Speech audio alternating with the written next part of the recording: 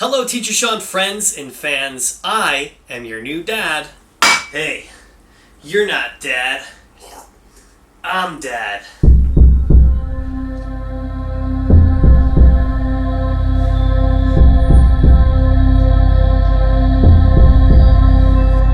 Alright, I'm not dad, but Jeffrey Epstein didn't kill himself.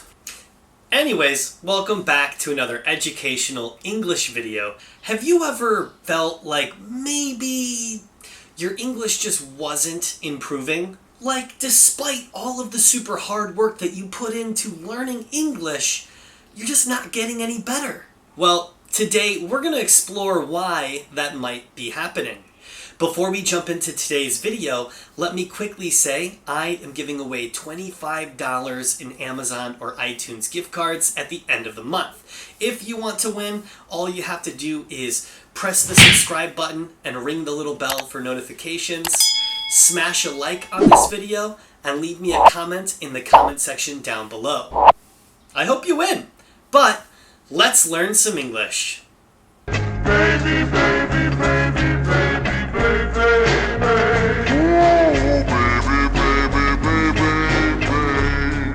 One of the super frustrating things about learning English is that sometimes it really feels like you just hit a dead wall, right? There's a wall there, you can't get past it. No matter what you do, you feel like you just can't get any better. Well, that's actually normal for learning any language. But a lot of times this happens for pretty understandable reasons, and today we're going to talk about how we can fix that from happening in the future. So let's just jump right into the video and start learning. And if any of these issues relate to you, make sure you let me know in the comment section down below.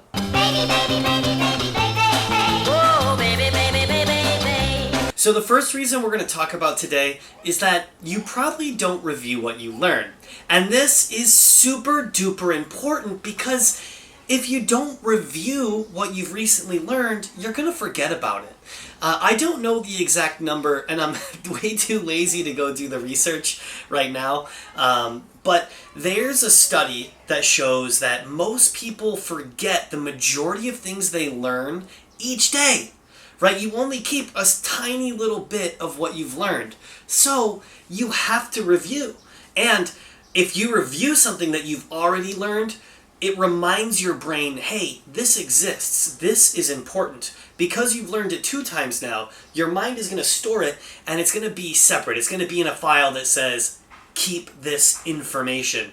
So don't just review it 1 time, don't review it 2 times. Occasionally, check up on things that you've learned before and give yourself a little refresher. If you feel like you're very good with certain grammar structures, but you don't use them that often, well, you might as well just give yourself a little test. Go back and review the material that you've already learned. This will help you so much with retaining and learning new things. Maybe you have a chance to learn more. You have a chance to learn things you haven't learned before. Well, guess what? I'm sure there's a lot of things that you've already learned and forgotten. So before you start reaching out for new things, go back and look at the old things that you've already learned. Review them. Receive them.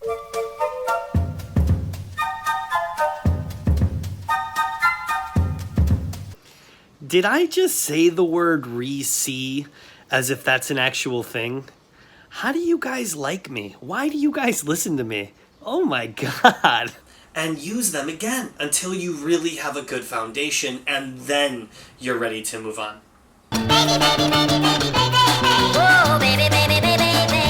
Number 2 is super important to me, and it's widely debated in the English learning community on whether or not you're using your native language too much. In my academic classrooms, I don't allow any native language to be used.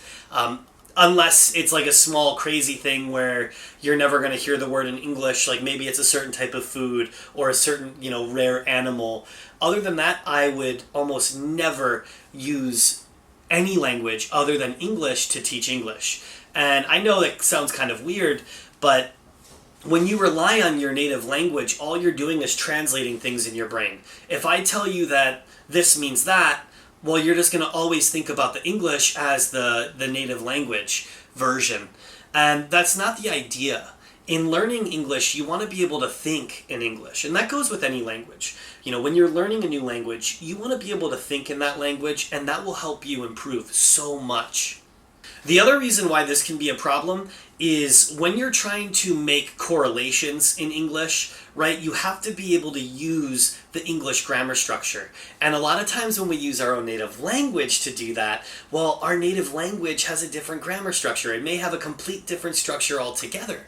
So when you start thinking about things in your own language and try to compare them to English, well, you might get lost along the way.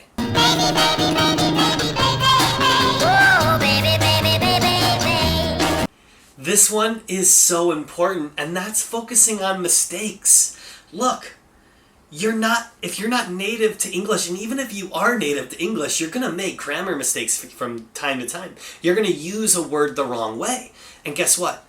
It's okay. It's okay. I talk to people who have learned English all the time, day in, day out. Almost every day I'm talking to somebody who's not a native English speaker.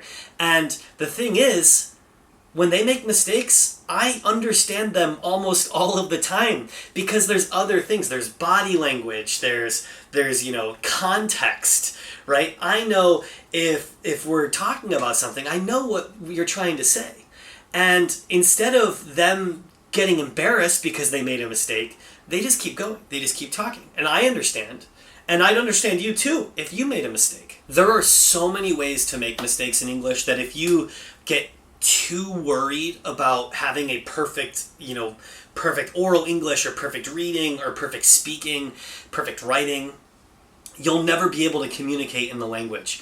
Even I make mistakes in like every video. I don't know how you guys watch me because I'm constantly making mistakes. So it's normal to make mistakes in the language. Don't get too caught up with trying to be perfect that you become timid to speak. You become afraid to read. You don't like writing. Just try your best. And that's all that matters. Because you've got to practice. You've got to try. You've got to use the language or you lose it. And if you are too worried that you're making mistakes, you're not going to do any of these things. So just do it. Do it! Just do it!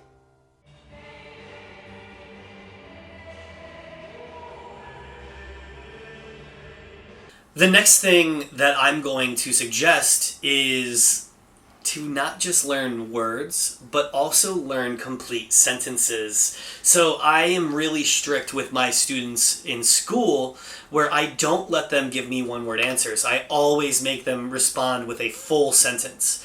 And the reason why that's important is because it forces you to learn how something is used in a sentence. It teaches you the grammar behind the word.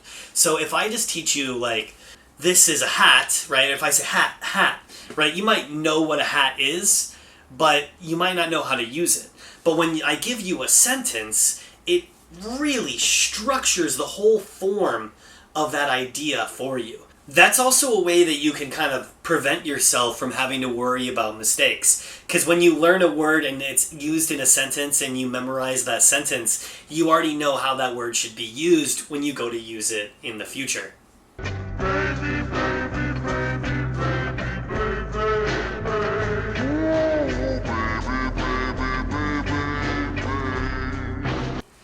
And our very last reason that you might not be improving on your English is actually that you're already pretty good at English. Of course, when you first started learning English, everything was really easy. Super easy words, super easy sentences, super easy grammar, and you got to learn it very quick because it was so easy. But obviously, the more advanced you get, the more difficult things become. So between you and I, about 75% of all spoken English can be broken down to 400 words. And those were probably the first 400 words that you learned. As you improve your level, well, the words become more difficult, things become more complex. All of a sudden, what used to be a very fast learning process slows down, and you feel stuck. Like, damn, dude, I'm not getting any better. But in reality, you are getting better. You just don't see it as quickly as you saw it before. So, it's normal to feel this way. I'm normal. Me too.